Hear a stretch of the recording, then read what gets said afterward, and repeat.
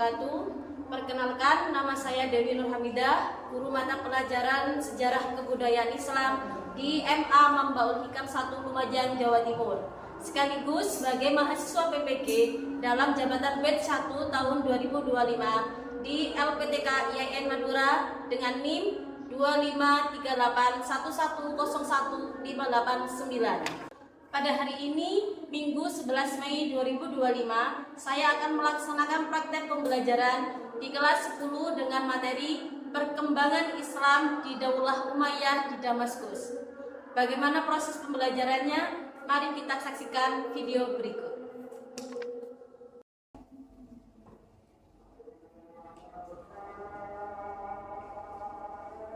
Assalamualaikum warahmatullahi wabarakatuh. Waalaikumsalam warahmatullahi wabarakatuh. Bagaimana kabarnya Nana? Sehat? Alhamdulillah. Alhamdulillah, saya juga. Ketua kelas siapa? Mas Munun, tolong memimpin berdoa ya. Isti'dadan du'a. Bismillahirrahmanirrahim. Radina billahi rabban wa bil islami dinan wa bi Muhammadin nabiyyan wa rasulan. Rabbana zidna ilman warzuqna fahman waj'alna minas sholihin. Rabbana shrah lana sudurana wa yassir lana umurana wahlul 'uqdatam min alsinatina yafqahu qawlana. Amin ya rabbal alamin. Anak-anak, ada yang nggak masuk hari ini? Masuk semua? Alhamdulillah. Sekarang pembelajaran apa? Materi apa?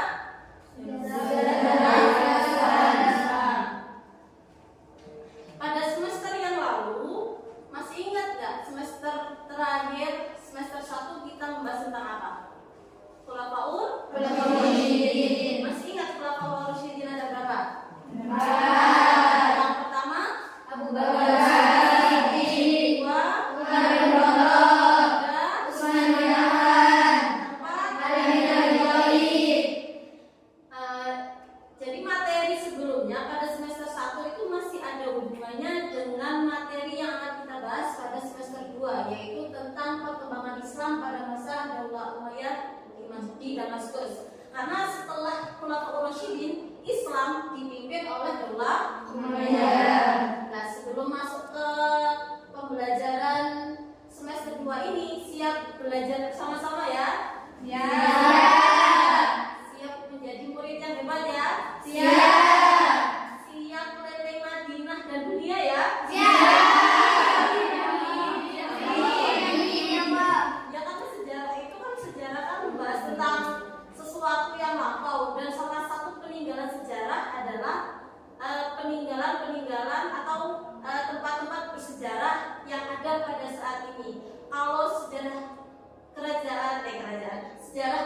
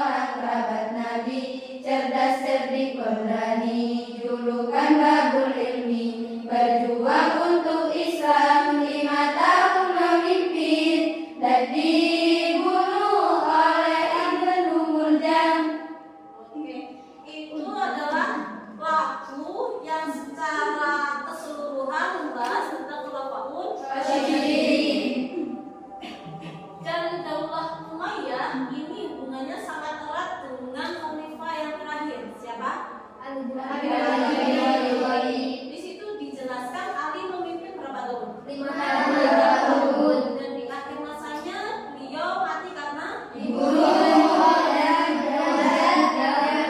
Sebelum masuk ke materinya, kita ketahui dulu tujuan pembelajarannya semester ini untuk apa? Silakan untuk Mbak Erin dibaca. 1. Peserta didik mampu menjelaskan latar belakang berdirinya Daulah Umayyah di Damaskus secara kronologis, termasuk faktor-faktor politik, sosial, dan keagamaan yang melatar belakanginya. 2. Peserta didik mampu mengidentifikasi tokoh-tokoh utama dalam pendirian dan pengembangan Daulah Umayyah, seperti Muawiyah bin Abi Sufyan dan khalifah-khalifah awal Umayyah. 3. Peserta didik mampu menganalisis perubahan sistem pemerintahan dari khalifah syuro musyawarah ke sistem monarki dinasti serta dampaknya terhadap umat Islam.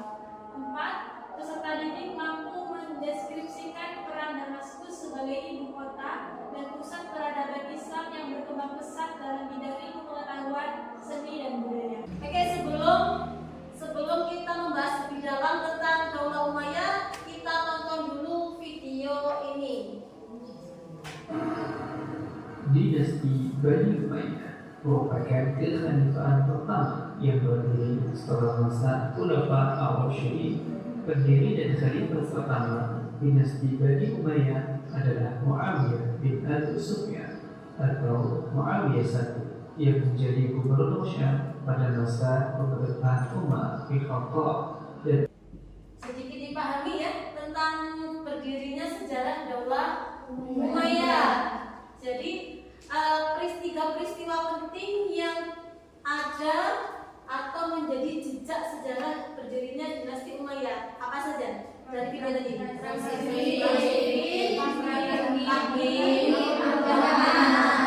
Tadi juga ada sedikit pengenalan tentang perang Jamal.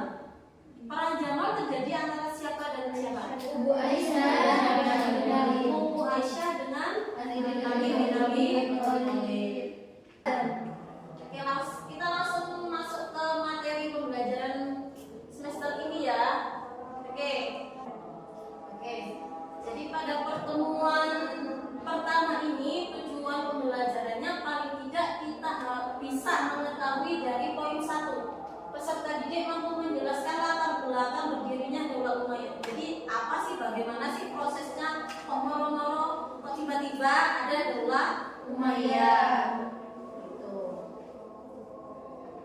Oke, ini tulisannya apa? Masjid Umayyah. Jadi kalau kita pergi ke Damaskus, masjid ini ada di sana. Jadi ini salah satu masjid yang menjadi peninggalan dari Daulah Umayyah. Namanya Masjid Raya Damaskus. Gitu. Oke, kalau bab 1 materinya ada 4 poin, tapi yang pada pertemuan kali ini yang kita bahas hanya yang subbab 1, sejarah awal Daulah Umayyah di Damaskus. Ini petanya. Jadi dari peta ini, kalau yang kita lihat dari keterangannya yang ini, wilayah dari Daulah Umayyah itu yang ada orang-orangnya itu. Nah ini adalah wilayah-wilayah yang dikuasai oleh Daulah Umayyah. Nah, Damaskus berada di sini. Damaskus ini menjadi pusat kotanya. Silakan dibaca karena Selama masa pemerintahan dinasti Bani Umayyah, Imperium Islam berhasil memperluas wilayahnya. Damaskus merupakan salah satu kota tertua di dunia yang masih dihuni. Kota ini dianggap sebagai kota suci dalam agama Islam. Damaskus sebagai ibu kota Suriah. lanjut. Sejarah awal Daulah Umayyah di Damaskus. Silakan dibaca. Email kelihatan?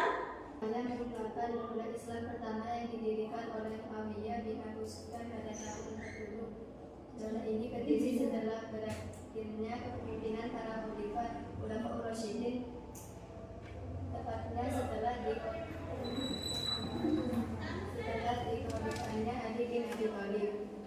Jadi pada slide ini diperkenalkan bahwa yang memimpin atau yang mendirikan Daulah Umayyah bernama Muawiyah bin Abi Sufyan.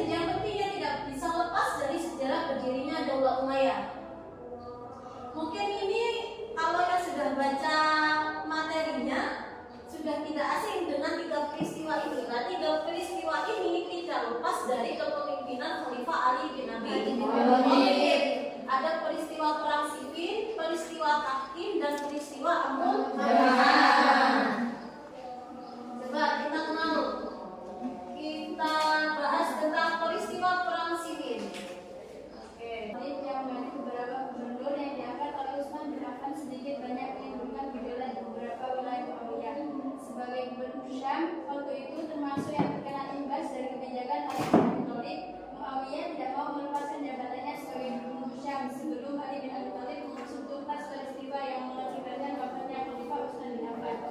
Sementara Ali bin Abi Thalib sebagai seorang khalifah menganggap berhak memecat Muawiyah, belum saatnya menghukum para pembunuh Khalifah Utsman bin Affan dengan alasan meredam gejolak umat Islam yang sedang dalam masa transisi. Masing-masing pihak bersikukuh dengan sikapnya hingga muncullah perang Siffin yang berlangsung selama beberapa hari pada bulan Dzulhijjah tahun 36 Hijriah. Pada saat pasukan Ali bin Abi Thalib yang dipimpin oleh Aistar mulai menampakkan tanda-tanda kemenangan, muncullah beberapa orang dari pihak Muawiyah mengangkat mushaf Al-Quran sebagai tanda perdamaian. Jadi perang Siffin ini kalau di sini kesimpulannya adalah perang yang terjadi antara kelompok Muawiyah dan kelompok Ali. Dikarenakan apa? Dikarenakan ketidakpuasan Muawiyah terhadap kebijakan yang dilakukan oleh Ali bin Abi Thalib. Seharusnya daripada melepas jabatannya sebagai gubernur Syam, alangkah baiknya Ali ini mengusut tuntas siapa sih yang membunuh Utsman bin Affan. Karena sampai saat ini pun tidak diketahui siapa yang membunuh Khalifah Utsman bin Affan. Peristiwa kedua ada yang namanya peristiwa tahkim atau arbitrase. Kalau bahasanya itu perdamaian. Ada yang kelihatan yang belakang? Kita lihat Fit. Ayo coba dibaca Fit. Setelah melalui berbagai pertimbangan, akhirnya pasukan Ali bin Abi Thalib menerima tawaran damai tersebut dengan pertimbangan agar tidak terbakar lagi korban terjadi perjalanan dari kedua belah pihak. Kedua belah pihak bersepakat untuk mengembalikan keputusan kepada Kitabullah dan menunjuk utusan masing-masing pihak untuk mengadakan perundingan. Ali bin Abi Thalib ditunjukkan Abu Musa al-Ash'ari dari pihak Muawiyah dan ditunjukkan Amr bin As. Ya kan? Yang depan siapa? Coba siapa? Mereka bersepakat dengan sebuah perjanjian tahkim yang salah satu keputusannya adalah sepakat untuk gencatan senjata dan memutuskan untuk mengembalikan persoalan umat pada Kitabullah. Ketika tiba saat yang ditentukan, kedua belah pihak berkumpul untuk memutuskan perdamaian di kalangan umat Islam. Abu Musa al-Ash'ari diberi kesempatan oleh Amr bin As untuk menyampaikan pidatonya di hadapan pasukan dan redaksi. Saudara-saudara kami telah mengkaji persoalan ini, maka kami tidak melihat keputusan yang paling tepat dan paling bisa menyebabkan kekacauan sekarang ini, yang sama-sama disepakati olehku dan oleh Amr selain satu saja. Kita mencopot Ali dan Muawiyah dari jabatannya. Hadapilah urusan ini dan angkatlah orang yang menurut kalian berhak menjadi kepala negara kalian. Abu Musa mundur dari mimbar. Kemudian Amr bin As maju dan berdiri di mimbar, lalu menyampaikan pidatonya. Abu Musa telah menyampaikan pernyataan seperti yang telah kalian dengar tadi. Dia telah mencopot sahabatnya Ali bin Abi Thalib, dan aku pun mencopot sahabatnya itu seperti yang dia lakukan. Dan aku kokohkan kedudukan sahabatku karena dialah ahli Utsman dan pihak yang paling berhak menggantikan kedudukan Utsman. Demikianlah pada akhirnya tahkim tidak dapat memuaskan kedua belah pihak, terutama dari pihak Ali bin Abi Thalib dan para pendukungnya. Walaupun pihak Muawiyah tidak mendapatkan dukungan dari kubu Ali, namun paling tidak dalam keputusan tersebut terdapat pernyataan bahwa kekuasaan tidak lagi berada di tangan Ali. Oke, dari pernyataan yang perang Siffin tadi sebenarnya sambung dengan peristiwa tahkim ya. Jadi tahkim itu dimulai dari kejadian yang mana? Pengangkatan mushaf Al-Quran. Jadi ketika anak-anak berperang dari pihaknya Muawiyah tiba-tiba mengangkat mushaf Al-Quran, otomatis dari pihak Ali berhenti karena merasa mengagungkan Al-Quran. Dari awal pengangkatan inilah kemudian terjadi peristiwa tahkim. Nah, isinya tadi dari tahkim ini dari golongannya Muawiyah diwakili oleh siapa? Amr bin As. Amr bin As dari golongannya Ali diwakili oleh Abu Musa al-Asy'ari. Keduanya saling menyampaikan pidato. Jadi isinya golongan Ali dulu yang maju menyampaikan bahwa saya mencopot Ali sebagai khalifah. Kemudian disambungkan lagi oleh Amr bin As menyampaikan saya juga mencopot apa yang dicopot oleh Abu Musa al-Asy'ari. Sehingga dari pencopotan tadi saya mengukuhkan sahabat saya Muawiyah bin Abi Sufyan sebagai khalifah. Nah, atas peristiwa tahkim inilah awal umat Islam terpecah belah menjadi tiga. Jadi dijelaskan golongannya Muawiyah, golongan Syiah, dan kalau Muawiyah berarti jelas orang yang mendukung Muawiyah. Kalau Syiah orang yang mendukung barisan Ali. Jadi tiga ya, Muawiyah ini orang yang mendukung Muawiyah. Kalau Syiah ini orang yang mendukung barisan Ali. Kalau yang Khawarij orang yang keluar dari barisan Ali. Kenapa keluar? Karena tidak sepakat dengan peristiwa tahkim. Artinya tahkim tadi apa? Perdamaian. Oke. Peristiwa ketiga ada peristiwa Amul Jamaah. Parang dia kan? Coba parang. Amul Jamaah. Dengan keputusan tahkim tersebut, posisi Muawiyah menjadi kuat. Dia dibaiat menjadi khalifah oleh Nurusyad. Kemudian berturut-turut dia mencari dukungan dari Mesir dan memberangkatkan pasukan ke beberapa wilayah yang dikuasai Ali bin Abi Thalib. Kekecewaan pun muncul dari pendukung Ali yang kemudian keluar dari golongan Ali dan menamakan dirinya sebagai golongan Khawarij. Setelah Ali bin Abi Thalib wafat atas kesehatan kaum Khawarij, maka dibaiatlah Hasan bin Ali menjadi khalifah selanjutnya. Hasan bin Ali memiliki pandangan yang tepat terkait beberapa kondisi di sekelilingnya. Dia melihat larannya tidak bisa dipercayainya, khususnya sedemikian kuat watak dan tekadnya. Selain itu, Hasan sendiri tidak menyukai kekacauan dan menginginkan kesahabatan dan perdamaian bagi kaum muslimin. Maka dia tidak memiliki pilihan yang lebih bijak untuk diri dan umatnya selain turun dari jabatannya, membuat perjanjian damai dengan sejumlah syarat yang dapat disetujui oleh kedua belah pihak. Lalu dia memutuskan pembaiatannya kepada Muawiyah dan menyerahkan pada Kufah kepada Muawiyah pada akhir Rabiul Awal tahun 41 Hijriah. Ketegangan pun mereda dan kaum muslimin menyebut tahun itu sebagai Amul Jamaah atau tahun kesatuan. Sekarang saya mau tanya ya, sebelum pembahasan yang Amul Jamaah, pada peristiwa tahkim tadi ada peristiwa pembunuhan Ali enggak? Gimana? Ada peristiwa tahkim tadi kan perdamaian antara kubunya Muawiyah sama kubunya Ali. Nah, setelah peristiwa tahkim ini loh, ada peristiwa pembunuhan Ali enggak? Jelasnya ada. Setelah tahkim ada peristiwa pembunuhan Ali yang dilakukan oleh kaum Khawarij. Kalau kaum Khawarij tadi kaum yang apa? Orang yang keluar dari barisan Ali. Yang membunuh siapa? Ibnu Muljam apa? Ibnu Muljam. Setelah Ali wafat baru sebelum penyelesaian pembelajaran saya kasih dulu LKPD. Silakan anak-anak berkelompok ya, 4 anak ya. Silakan membentuk kelompok. Satu kelompok 4 anak. Satu kelompok 4 anak. Silakan dibuat kelompok dulu.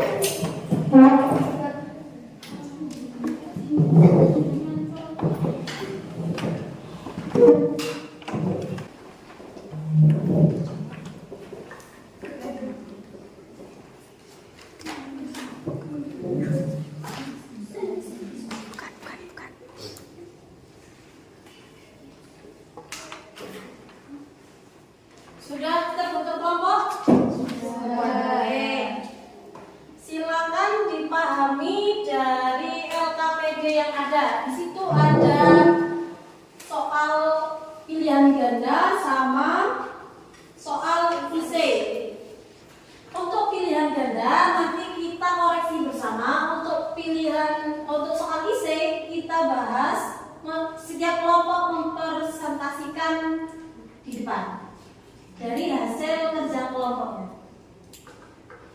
bisa dimulai.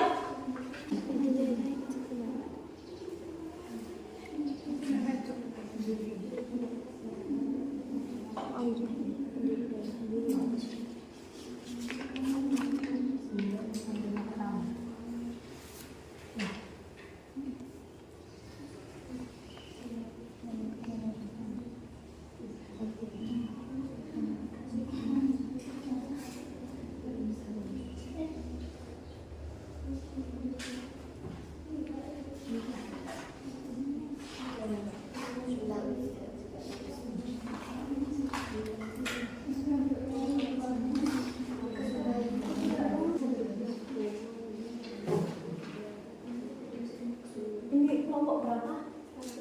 Satu kelompok, dua kelompok, tiga. Kenapa?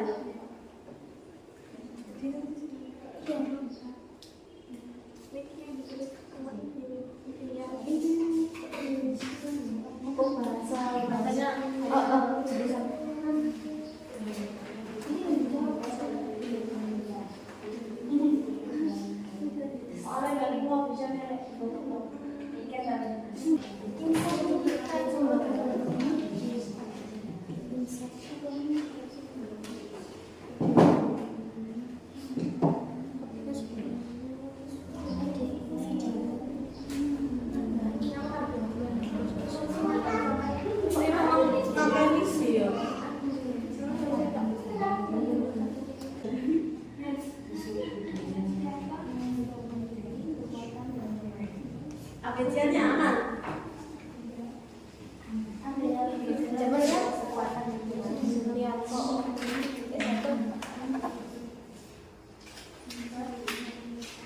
Nanti yang nomor 3 juga ya parah ya. Tidak ditulis lagi. Langsung dibaca.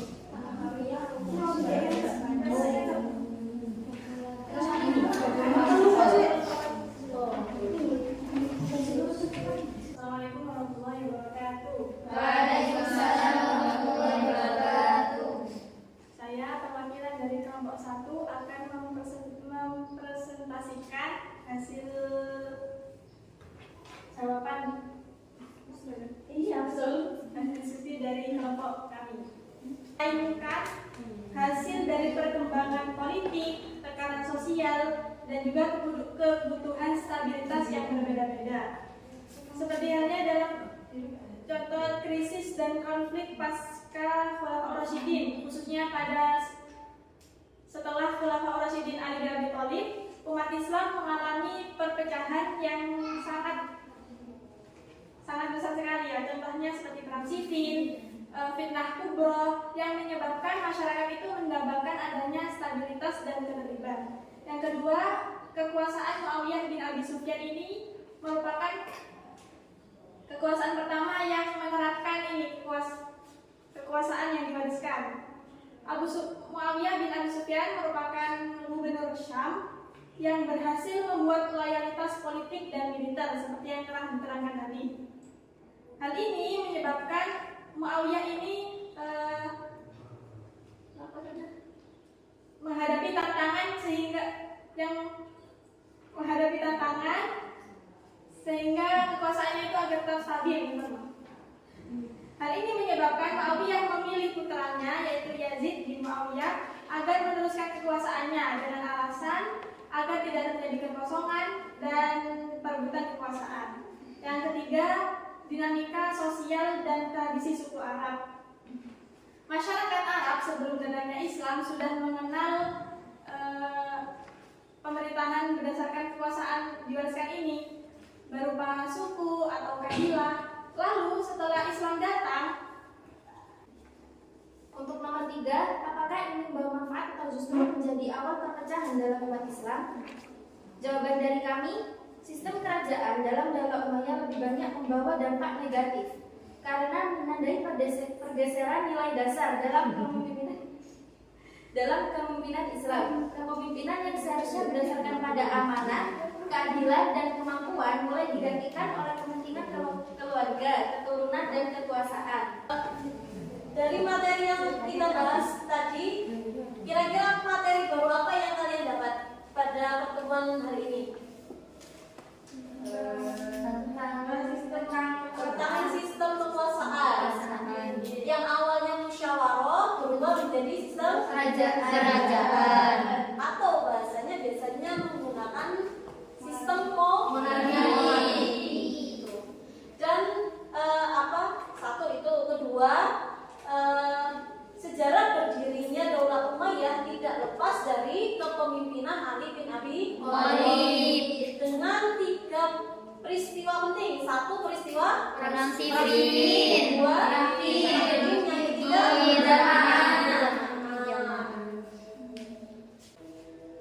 Oke. Untuk saya kira cukup untuk pertemuan hari ini. Untuk pertemuan minggu depan kita bahas tentang tokoh-tokoh yang berperan dalam Daulah Umayyah. Terima kasih untuk waktunya. Masih semangat ya? Semangat. Demi sudah siap tapi semoga tetap semangat ya. Amin. Ila liqa. Assalamualaikum warahmatullahi wabarakatuh. Waalaikumsalam warahmatullahi wabarakatuh. Demikianlah materi pembelajaran yang telah saya bahas pada sesi kali ini. Semoga penjelasan yang diberikan dapat memperkuat pemahaman dan kompetensi kita sebagai calon pendidik profesional. Terus berproses, reflektif, dan terbuka terhadap pengembangan diri. Terima kasih atas perhatian dan partisipasinya. Sampai jumpa pada sesi pembelajaran berikutnya. Wassalamualaikum warahmatullahi wabarakatuh.